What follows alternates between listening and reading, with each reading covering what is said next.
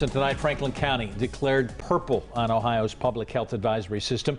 It's the first of two grim milestones for the state. Governor Mike DeWine also announced today this is the first time that none of Ohio's 88 counties are yellow. Outside of Franklin, every county is either red or orange. It indicates increased or very high exposure for COVID-19. Now, with the dramatic rise in COVID-19 cases and hospitalizations, the Surge Hospital, built earlier during the pandemic, is it ready to go? NBC4's Dan Perlman is checking in on that. And Dan, just how close are we to needing that site to treat some of these patients? Well, Darlene, it's not imminent, but if we do need the field hospital, I'm told it can be rebuilt pretty quickly. That said, we may be on the verge of seeing some changes, much like we saw earlier this year.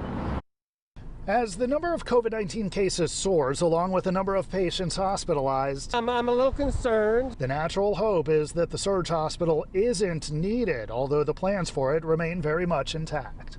I am content and happy that there are plans and people are thinking ahead just in case. One of those people is Jeff Klingler, president of the Central Ohio Hospital Council, which is instrumental in developing the field hospital. Klingler says much of the equipment for the site is in storage here, and while it's not needed now, that's not to say hospital capacity isn't a growing issue. There's the physical capacity. There's the number of beds, the physical space to care for patients. Then we have staffing capacity.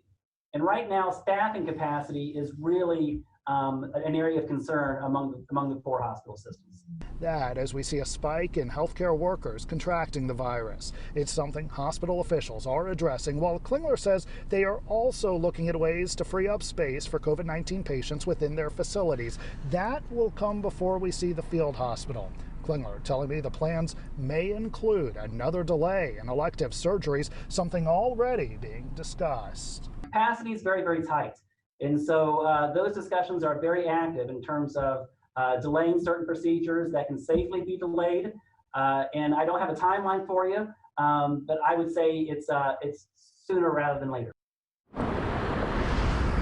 So that is something we will obviously be watching very closely. Now, Klingler did give me one timeline. He says if the field hospital is needed, it can be rebuilt within 7 to 10 days. Local for you in Columbus, Dan Perlman, NBC4.